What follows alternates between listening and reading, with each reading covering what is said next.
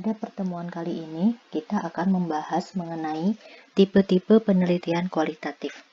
Ada 7 tipe penelitian kualitatif yang akan dibahas pada pertemuan kali ini, yaitu historical, kemudian basic interpretive, phenomenology, grounded theory, case study, ethnography, dan narrative analysis.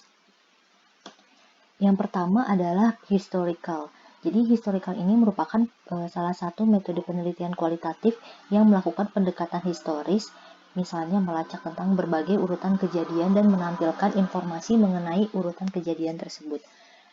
Dalam kaitannya dengan pendekatan historis ini ada beberapa tipe penelitian kualitatif bergantung dari metode dan apa yang disampaikan di dalam penelitian tersebut. Yang pertama adalah chronicles. Chronicles ini merupakan pelacakan naratif suatu urutan kejadian di dalam kehidupan dari suatu komunitas misalnya atau lembaga atau wilayah geografis, negara atau yang lain-lain di dalam suatu periode waktu yang berbeda. Jadi di situ mencakup apa saja yang terjadi, kemudian siapa yang terlibat, di mana kejadiannya, kapan, dan tanpa spekulasi adanya tentang sebab akibat. Contoh di sini, Chronicles ini adalah penggambaran tentang kampung kreatif Dago Pojok. Di dalam melakukan penelitian mengenai kampung kreatif Dago Pojok ini, kita bisa melakukan gambaran tentang analisis bagaimana kampung ini awal terbentuknya. Jadi dalam periode waktu tertentu, misalnya dalam 20 tahun, awal mula dari kampung ini terbentuk seperti apa, lalu siapa yang membentuk yang menginisiasi adanya kampung pojok ini, lalu proses-proses apa yang terjadi di dalamnya dalam periode waktu tersebut. Nah, yang kedua adalah explanatory history. Nah, explanatory history ini adalah salah satu pendekatan historis yang bertujuan untuk mencari penyebab terjadinya suatu kejadian. Kenapa sesuatu itu terjadi dan bagaimana kejadian itu terjadi dengan cara apa gitu. Jadi dengan sesuatu terjadi itu apakah ada cara tertentu yang menyebabkan sesuatu itu terjadi. Di dalam explanatory historis ini terdapat beberapa perhatian yang nantinya akan membantu berbagai pemilihan episode, jadi kejadian-kejadian tersebut, lalu orang-orang yang terlibat di dalamnya, dan keadaan lingkungan yang berarti atau yang penting yang dapat meliputinya. Misalnya di explanatory historis adalah kejadian tentang G30 SPKI. Nah, di dalam menceritakan G30 SPKI, tentunya kita ingin tahu apa penyebab dari kegiatan atau misalnya fenomena ini atau kejadian ini itu berlangsung. Kita di situ mengeksplor bagaimana runtutan-runtutan kejadian peristiwa-peristiwa tersebut sehingga akhirnya muncul kejadian G30 SPKI ini. Lalu berikutnya adalah life course studies. Life course studies ini berusaha untuk menjawab pertanyaan bagaimana perkembangan seseorang itu dipengaruhi oleh keadaan masyarakat sekitar pada setiap tingkatan waktu di dalam suatu rentang waktu kehidupan individu. Fokus dari life course study ini adalah pada hasil dari suatu perkembangan secara biologis interaksi antara individu dengan konteks sosialnya yang terkadang bisa stabil tapi terkadang juga bisa labil dipengaruhi oleh lingkungannya itu sendiri.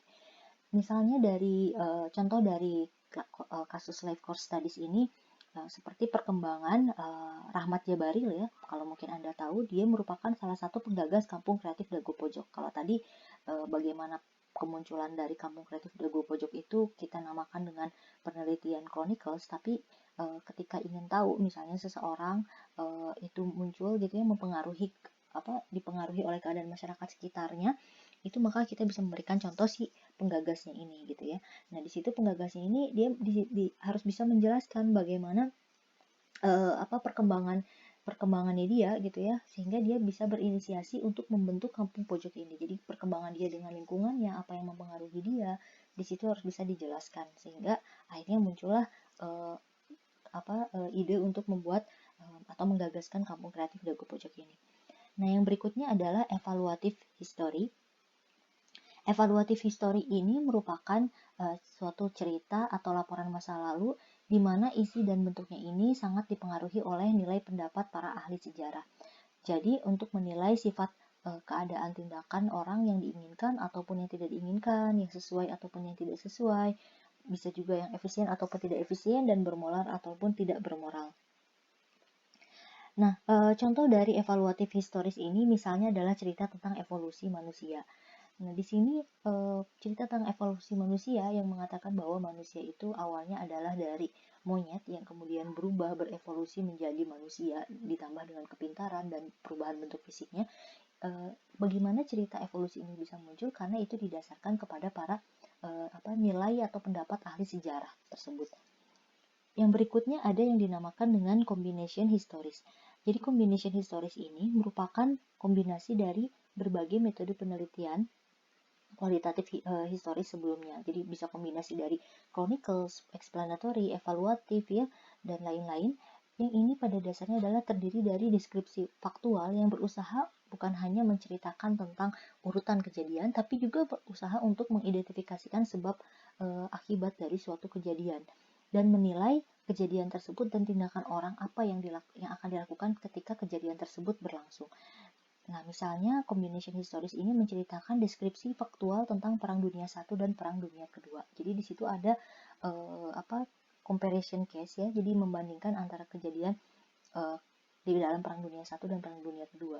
Di situ dijelaskan bukan hanya urutan dari kejadiannya saja, tapi juga mencari penyebab apa yang menjadi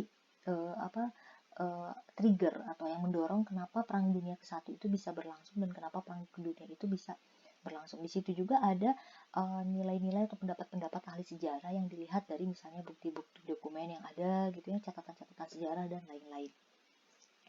Nah, yang terakhir adalah biografi ataupun biografi dan autobiografis gitu ya. Jadi biografi ini merupakan suatu penelitian mengenai kehidupan seseorang dan berbagai pengalaman-pengalaman yang dianggap penting dan bermanfaat baik bagi masyarakat umum ataupun bagi komunitas tertentu yang kemudian dituliskan kembali dengan mengumpulkan berbagai dokumen gitu ya. Kemudian ada juga arsip-arsip ya, ataupun keterangan dari orang yang ditulis biografinya maupun keterangan dari orang lain yang mengetahui tentang apa yang ditulis.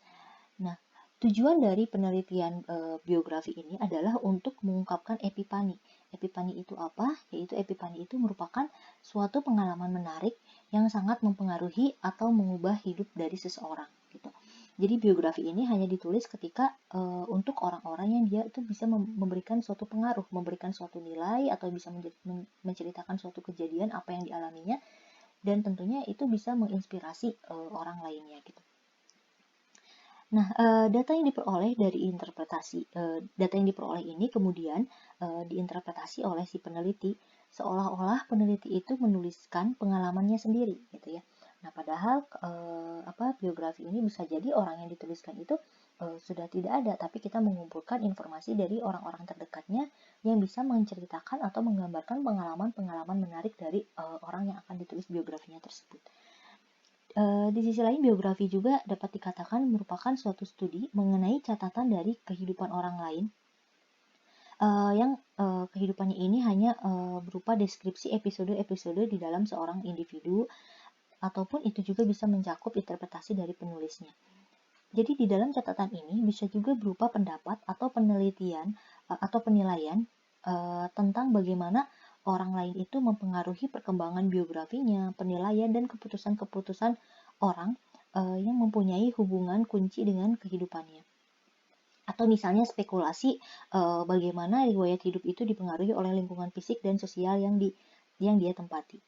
Nah, perbedaan antara biografi dengan autobiografi adalah di dalam biografi kita membuat catatan itu untuk kehidupan orang lain. Jadi kita sebagai peneliti kita mengumpulkan data dan informasi tentang kehidupan atau pengalaman menarik orang lain, lalu kita tuliskan kembali dari berbagai data yang sudah kita kumpulkan. Nah, kalau autobiografi itu merupakan catatan tentang kehidupan kita sendiri. Jadi kita menuliskan sendiri kejadian-kejadian atau pengalaman-pengalaman menarik yang terjadi di dalam hidup kita dalam periode waktu tertentu.